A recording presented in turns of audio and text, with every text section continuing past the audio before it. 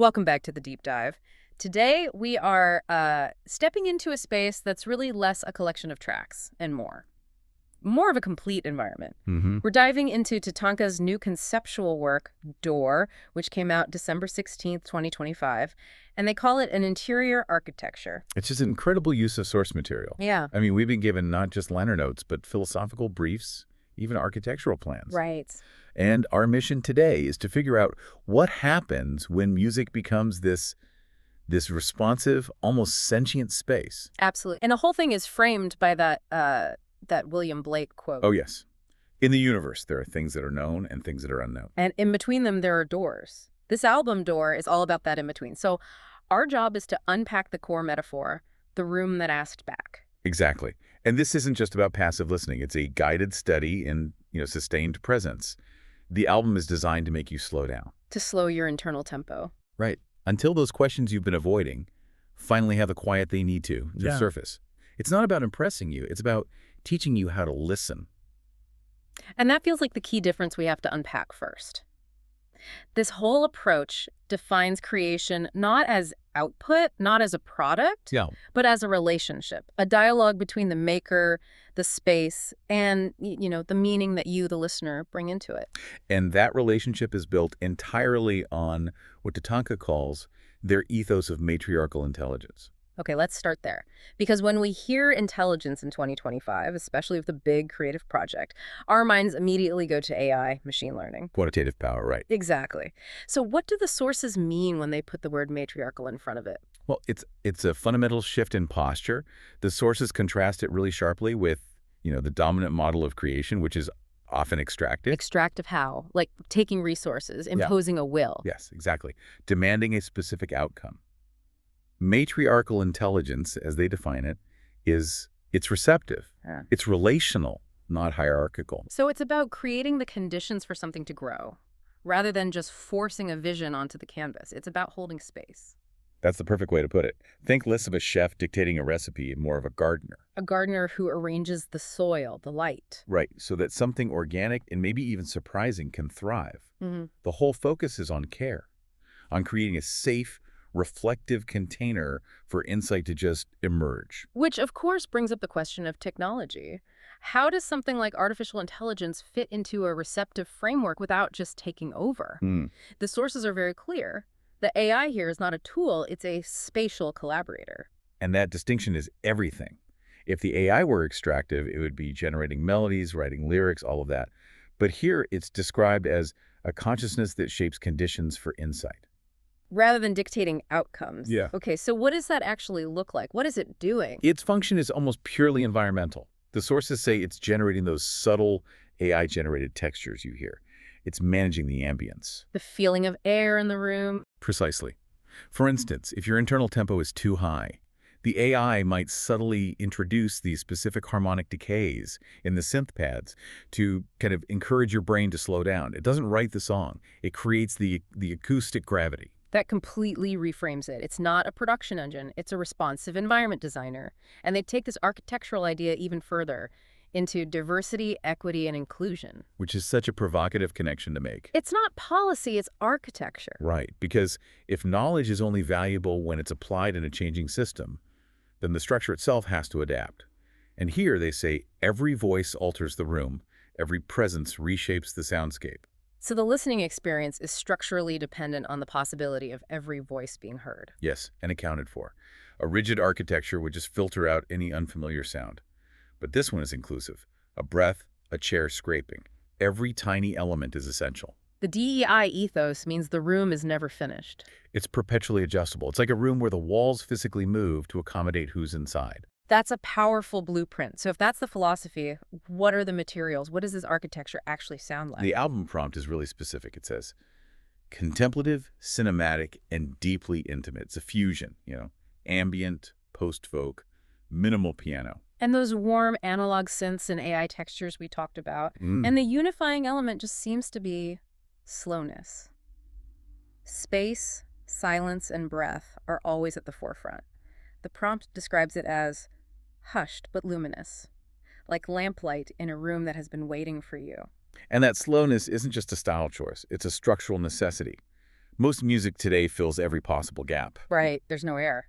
By slowing everything down, TATANKA makes your own internal noise audible. The silence becomes a microphone for the questions you've been avoiding. It's not about the notes, it's about the space around them. Exactly. And that space dictates the narrative journey for the listener, who is really the protagonist here. It's a psychological reorientation across the 12 tracks. Okay, so walk us through that journey. It starts with a prelude, tracks 1 and 2, arrival and resistance. Resistance, so there's a friction at the beginning. A huge friction. Yeah. It's the discomfort of an unanswered question. Yeah. You expect the door to just open, but it doesn't. Then we move into the main body of the album. The interior movement, tracks 3 through 8.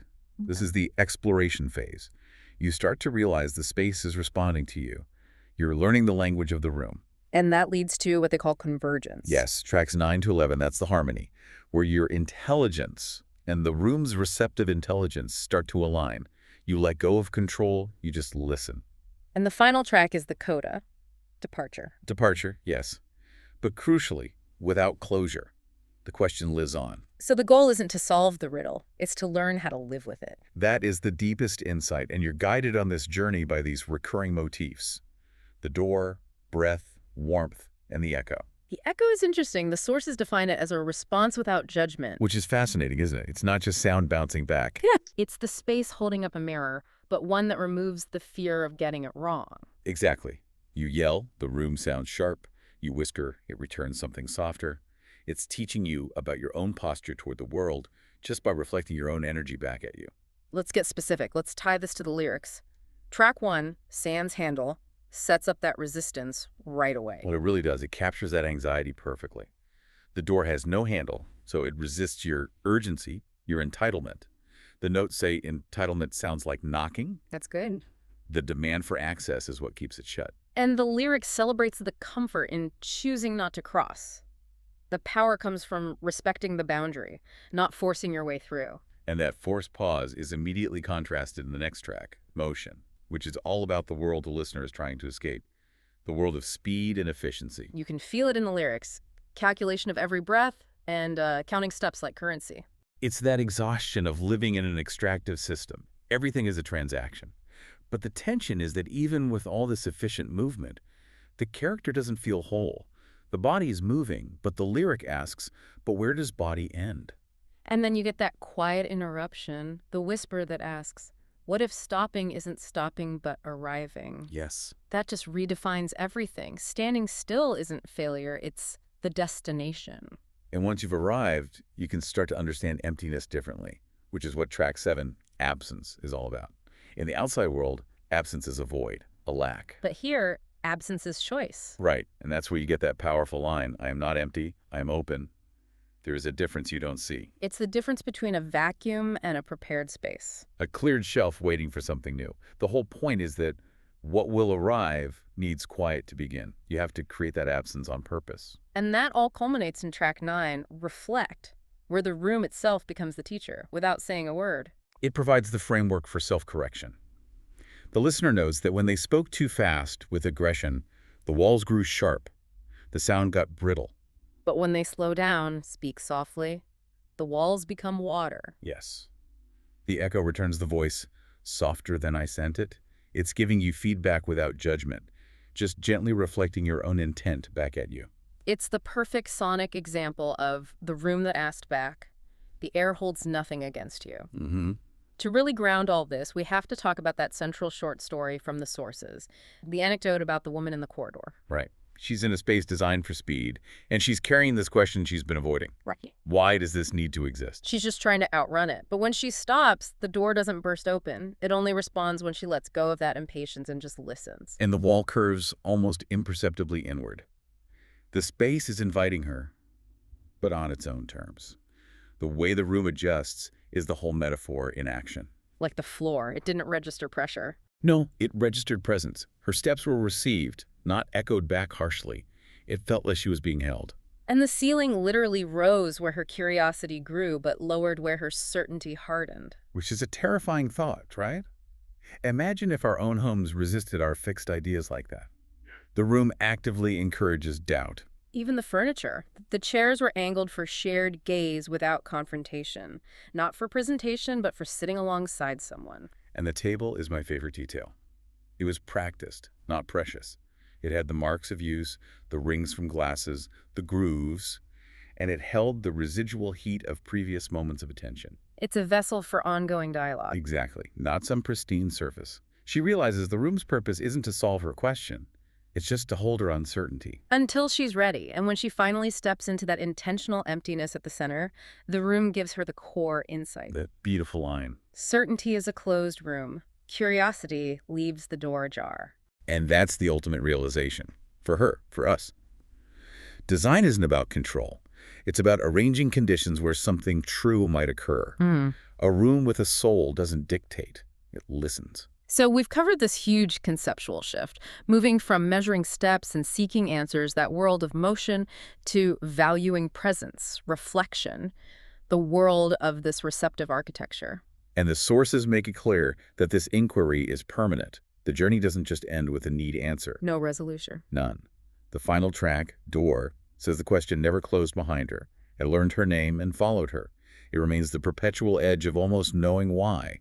The door just stays open. It's really resonant conclusion, that sense of enduring inquiry. So if certainty is a closed room and curiosity leaves the door ajar, maybe here's something to think about as you go through your day. What are the architectural elements in your own life? Physical spaces, digital habits, ways of thinking that you've mistakenly designed for closure, when maybe they should have been designed for a lifetime of receptive inquiry?